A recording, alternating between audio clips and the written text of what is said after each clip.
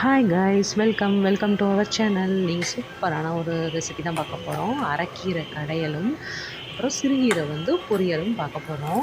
வாங்க வீடியோக்குள்ளே போகலாம். இங்கே பார்த்தீங்கன்னா சிறுகிழங்கு நல்லா ஊற வச்சு கழுவி குக்கரில் வச்சுருக்கேன். விசில் வச்சிடலாம், ஒரு 3 விசில். இங்கே அரைக்கீரை பார்த்திங்கன்னா கழுவி நல்லா ஓரளவுக்கு ஒரு டம்ளர் தண்ணி ஊற்றி தான் நான் வச்சுருக்கேன். ஏன்னா கீரை வேகிறப்ப சுருங்கிடும். வெங்காயம் இவ்வளோ ஒரு கை வெங்காயம் வேக போட்டுக்கலாம். பூண்டு நல்லா பெரிய பல் பூண்டை கட் பண்ணி வச்சுருக்கேன். இந்த மாதிரி கட் பண்ணிடுங்க. இந்த மாதிரி கீரை நல்லா சுருங்கிடும். வெங்காயம் வெள்ளைப்பூடு எல்லாம் நல்லா வெந்துடும். இப்போ ஒரு ஸ்பூன் ஜீரகம் போட்டு வேக வச்சுக்கலாம். கீரை நல்லா வெந்ததுக்கப்புறம் தான் ஒரு ஸ்பூன் ஜீரகம் போடணும்.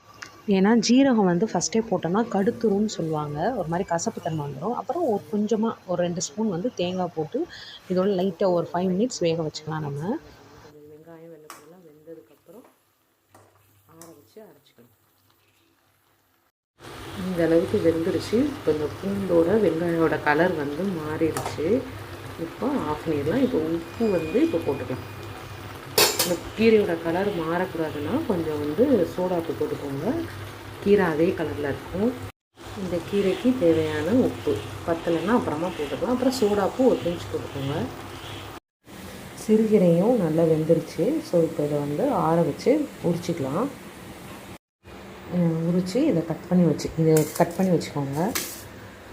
இப்போது இந்த சிறுகீரைக்கு ஒரு தேங்காய், ஜீரகம், மிளகாய், வெள்ளைப்பூடு போட்டு ஒரு சின்னதாக ஒரு அரைப்பு மாதிரி அரைச்சிட்டு சட்டியில் கடுகு உளுந்து தேங்காய் எண்ணெய் ஊற்றிக்கோங்க. அதான் ஸ்மெல் நல்லாயிருக்கும். தேங்காய் எண்ணெய் ஊற்றி கடுகு, ஜீரகம், உளுந்து பருப்பு கட் பண்ணி வச்சுக்கோங்கள அந்த கீரை எல்லாத்தையும் ஒன்றா போட்டு நல்லா பரப்பி விடுங்க. ஒரு 5 மினிட்ஸ் அடுப்பில் வச்சாலே போதும். நல்லா சூப்பராக ஸ்மெல் நல்லா வரும். அப்போ இறக்கி வச்சுடுங்க. சூப்பரான ஒரு பொரியல் ரெடி ஆகிடும். சிறுகிழங்கு பொரியல் ரெடி ஆகிடும். இப்போது நம்ம கீரைக்கு ரெடி பண்ணி வச்சுருந்தோம்ல, அந்த கீரையை அரைச்சிடலாம். கீரையில் வச்சுருந்த தண்ணியெல்லாம் வடிகட்டிட்டு கீரையை மட்டும் நல்லா எடுத்து வச்சுட்டு அரைச்சிக்கலாம். கொஞ்சம் லைட்டாக பரபரன்னு அரைச்சிக்கோங்க. ரொம்ப நைஸாக அரைக்க வேண்டாம். ஏன்னா டேஸ்ட்டாக இருக்காது. இந்த லெவலுக்கு நீங்கள் கீரையை அரைச்சா போதும். இப்போ எல்லாம் ரெடி பண்ணி வச்சுட்டு இப்போ கீரைக்கு ஒரு தாளிப்பு ரெடி பண்ணிடலாம். எந்த எண்ணெய்னாலும் ஊற்றி நீங்கள் தாளிப்பு ரெடி பண்ணலாம்.